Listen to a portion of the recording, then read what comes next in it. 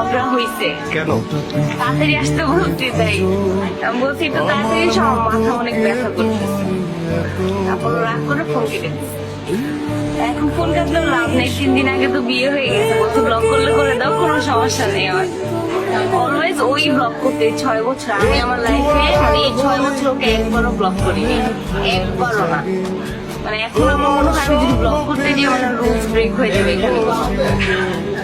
প্রপোজটা আমি করছিলাম, কিন্তু কিভাবে করছি, আমি ওর সাথে চালাকি করে, মানে আমি হঠাৎ ফেসবুক স্ক্রোল করতে করতে ওর একটা পিকচার আসছে, ওখানে একটা ক্যাপশন ছিল।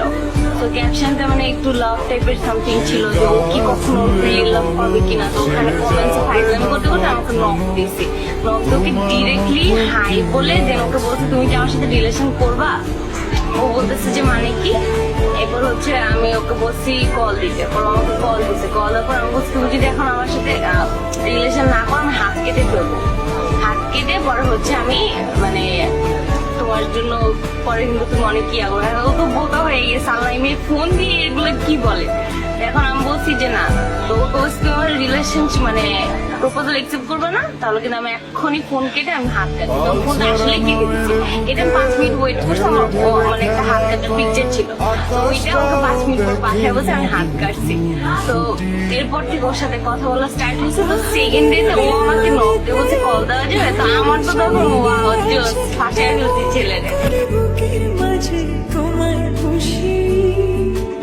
আলিঙ্গনে ভালোবাসার মোহ জেগে ওঠে সেই কথা বলতে বলতে যখন দেখছি যে না রিয়েলি মানে আমার ওর জন্য সফট কর্নার চলে আসছে ফাইজলামির থেকে, তখন হচ্ছে যে ওকে বলছি যে না ওইটা মিথ্যা ছিল।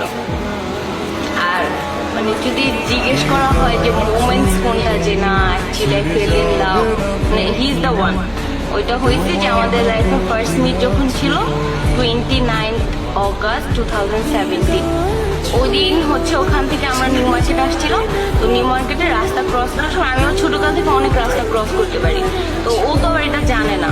তো ও ভাবছে আমি ওদের রাস্তা ক্রস করতে পারবো না, তো আমার হাতে এমনভাবে ধরছে মানে রাস্তা ক্রস করার জন্য, যে ওই মোমেন্টেই আমার মনে হয়েছে যে না হি ইজ দ্য ওয়ান। এই মনের ঘরে এসো, এই বুকের বাপাশেতে তোমার নামই মানে তখন থেকেই এখন পর্যন্ত অনেক ঝগড়া, অনেক মানে ওই অলওয়েজ ঝগড়া করছে, মানে ব্লক করছে। কিন্তু এনিহাও আমার কখনোই কল্পনা, ইভেন আমার আজকেও মনে হয় না বিশ্বাস হইতেছে যে আমাদের বিয়ে হয়ে গেছে। 3 দিন আগে যে কাবিন হয়েছে, আমার কেউ জিজ্ঞেস করে তোমার কিরকম লাগতেছে, আমি বলতে পারবো না যে আমার কিরকম লাগতেছে, কারণ আমি এক্সপ্লেন করার মতন না যে হ্যাঁ হয়েছে, আমার এখনো বিশ্বাস হয় না। হয়তো বরযাত্রী আসলে একটু হলেও বিশ্বাস হইতে পারে। ছেড়ে যাবে না কখনো, তোমার মতো কে আর আছে বলো। গোটা পৃথিবীতে খুঁজো আমার মতো কে তোমার এত ভালোবাসে। এই মনের ঘরে এসো, এই বুকের বাপাশেতে তোমার নামই জপে।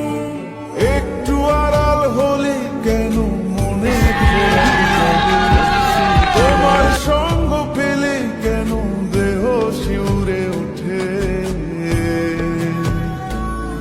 এই গান শুনে বলো ছেড়ে যাবে না কখনো, তোমার মতো কে আছে বলো।